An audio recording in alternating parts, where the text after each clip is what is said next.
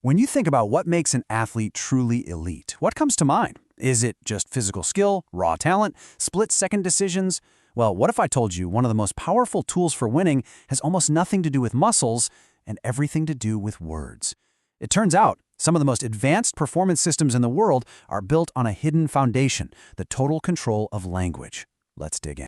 You see, in the world of high-stakes performance, where a single millisecond can be the difference between a gold medal and going home empty-handed, every single variable is obsessively optimized, and that obsession extends to the very words people use. Controlling the vocabulary isn't just about sounding smart or having good branding. It's a deep strategy for controlling how an entire team thinks and acts. So, to really get how this works, we're going to look at an internal guide from a performance company called AIRS. They built their entire training philosophy around one simple, really powerful idea that explains how any athletic action happens. And this is their big idea. It's called the AIRS performance loop. They argue that every single thing an athlete does, hitting a curveball, blocking a shot, returning a serve, it all follows this exact four-stage loop. ARES. You acquire visual information, you route it, you execute a decision, and you synchronize your movement. It's a clean, closed-loop system. Simple enough on the surface, right? But the real genius isn't just in the loop itself. Okay, so the AIRS loop seems pretty straightforward. But here's the real million-dollar question. How on earth do you get an entire ecosystem of athletes, coaches, trainers, and even parents to use the exact same words to describe it without ever deviating? How do you stop people from using common phrases like, "Oh, he just reacted fast"? Well, the answer is what we're looking at today. It's a secret, internal, and completely mandatory linguistic protocol. This isn't just a friendly guide. It's a rigid set of rules designed to build a literal fortress around their ideas. And let me be clear, this is not a suggestion, it's a command. We're looking at their internal playbook, and it lays out in no uncertain terms exactly what you can say and, more importantly, what you cannot say when you talk about performance. This is where you see just how deep the control goes. So let's start with what you must say. The first part of this whole protocol is an approved list of phrases, and these aren't just marketing buzzwords. Think of them as precision instruments for thinking. Just look at these phrases. Notice how each one forces you into their mental model. You can't just say there's a problem. No, you have to identify it as a routing bottleneck or the weakest link in the loop. This language doesn't just describe a problem, it frames it and points directly to a solution that lives inside their system. And it all comes down to one beautiful, simple rule. Every single description you use has to plug directly into one of those four stages of the loop.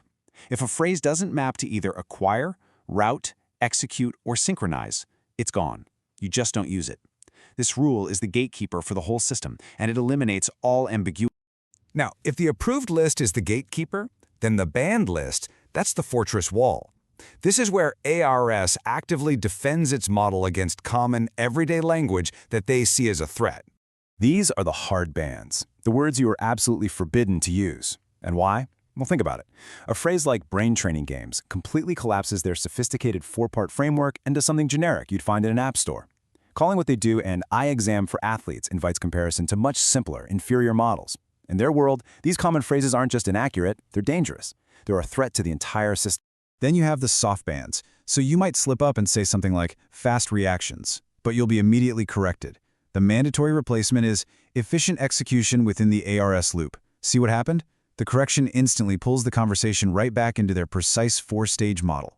Every single correction is like a live fire drill, constantly reinforcing the system.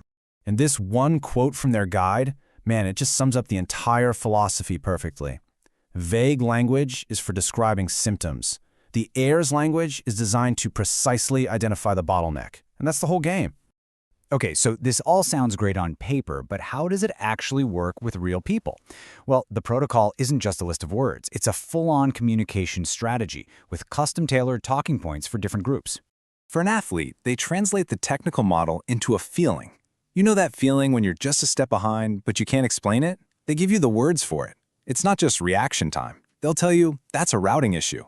This gives the athlete a concrete problem to work on, instead of just a vague feeling of being off. Now, for a parent, the script flips. The focus shifts to the big picture. It's not about one little skill, it's about measuring and improving the entire system. This language builds confidence by showing them a holistic, scientific, and measurable process at work. And this might be the most brilliant part. What happens when someone gets it wrong? The correction protocol is designed to be completely frictionless. There's no shaming, no long-winded lectures. Someone says, "Wow, he has slow reactions," and a trainer instantly reframes it. Right, and more specifically, that's a routing issue in the ARIS loop. It's an instant course correction that trains everyone in the room without making anyone feel stupid. It's genius. So when you put it all together, the approved words, the banned words, the gentle corrections, it's all building towards one massive goal: creating a perfectly aligned system where communication isn't just good, it's flawless. And look at what they achieve, it's total alignment. When everyone is using the exact same vocabulary, it means they're all working from the exact same mental model. There's one way to talk, one way to think, and one built-in way to correct. The result? Zero ambiguity. Everybody is on the exact same page all the time. And you have to understand, this is so much bigger than just branding. By controlling the language, ARIS has actually built a system of thought that's incredibly robust. It's a closed loop, not just for athletic actions, but for communication itself. It protects their core idea from ever being watered down or misunderstood. Which really leaves us with one final thought to take away. This level of linguistic precision is just incredibly powerful. And it makes you wonder, what are the fuzzy words, the vague concepts, the confusing terms in your own world? In your industry, on your team, in your project? What is the weakest link in the language you use every single day? And what could happen if you decided to fix it?